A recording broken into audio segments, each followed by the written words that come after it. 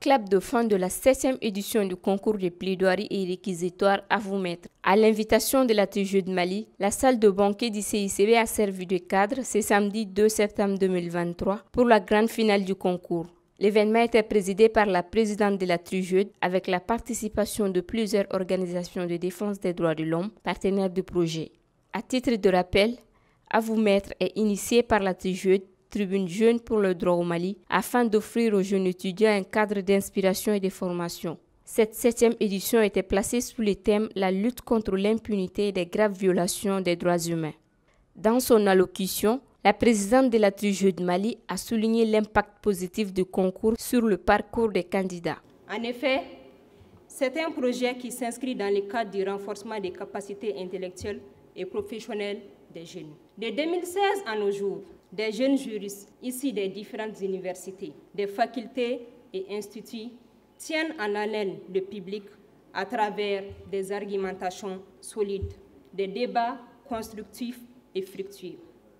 La première édition de cet exercice a été remportée par Abdoulaye Nantoumi, aujourd'hui magistrat de son État. La seconde par Ibrahima Chori Diarra, devenu également administrateur civil. Il n'est pas superflu de rappeler que toutes les personnes ayant participé au concours de plaidoirie et de réquisitoire à vous mettre évoluent dans plusieurs domaines aujourd'hui. Juste pour vous dire que ce concours contribue au perfectionnement des jeunes juristes et les ouvre des multiples opportunités. Je voudrais aussi remercier ASFC, le CICR, la représentation de la CPI, l'Union européenne, le PNUD, la CNDH pour leur appui technique et financier, mais aussi pour leur partenariat dynamique.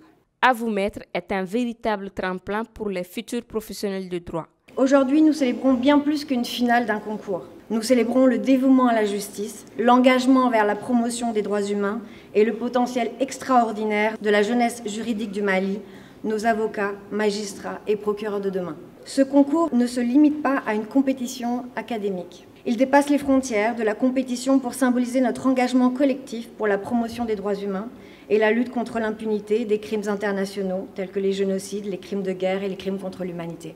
Chères participantes, chers participants, aujourd'hui nous sommes toutes et tous réunis ici pour célébrer et reconnaître votre détermination à débattre avec éloquence et conviction pour la promotion du respect des droits humains au Mali.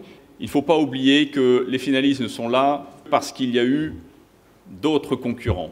Et tous ces concurrents ont fait preuve de beaucoup de qualités et ils n'ont pas démérité, loin de là. Et je veux les encourager à poursuivre leurs efforts. Et on ne peut espérer une société de développement, une société équilibrée, s'il n'y a pas de justice. Toute cette jeunesse qui est devant moi, et particulièrement les candidats qui sont passés dans ce concours de plaidoirie, sont un peu cet espoir de justice pour le Mali. Nous croyons, comme la TGE, au caractère redoutable de l'arme qu'est la parole appuyée sur le droit, l'importance de l'apprentissage de cette prise de parole en public pour combattre les inégalités sociales, les violations des droits humains, l'impunité des crimes, mais aussi et surtout de défendre la dignité humaine. Chers candidats et candidates finalistes, durant des semaines, nous vous avons écoutés.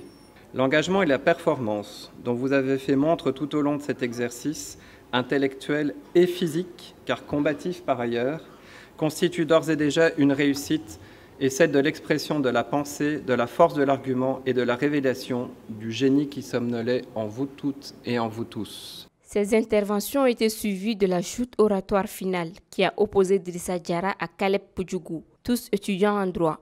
À l'issue d'un duel de haut niveau, la victoire finale fut remportée par Drissa Diarra.